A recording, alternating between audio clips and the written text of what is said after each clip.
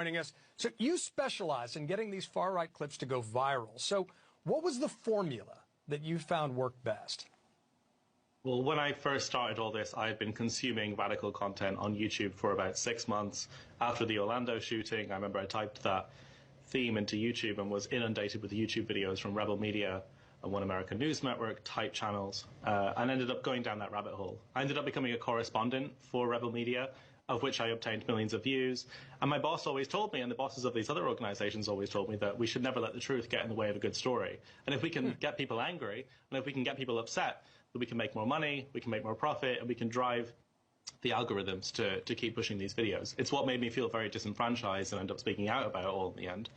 But as someone who really believed in it and believed that, free speech was under attack and that the West was being invaded and all these ideas that they were pushing, I really felt that if I had to take part in disinformation and take part in bending the truth, that it was for the greater good. But actually my bosses and the people at the top of this ecosystem, from Newsmax and all these organizations, from Project Veritas, which collaborated with Rebel at the time, it was all fair game because the left were just so terrible. But actually, the kind of tactics that they were engaged in, and even myself now looking back were engaged in, were far worse than the quote-unquote liberal media and CNN and any of these groups ever took part in. It was completely devoid of any realism or any journalism. We would go to quote-unquote no-go zones in 2018 when Fox News would hype up that whole situation.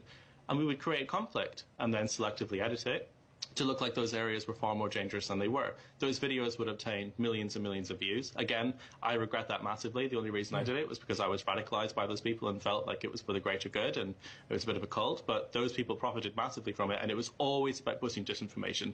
Alex Jones, who I spent a lot of intimate time with, and a lot of the people that employed me, told me openly that they thought the whole Pizzagate stuff and the pedophile stuff and all the stuff that they were pushing is something that they don't really care about or really believe in. But it whips up their audience into anger, and it gets them to buy products on their news nights.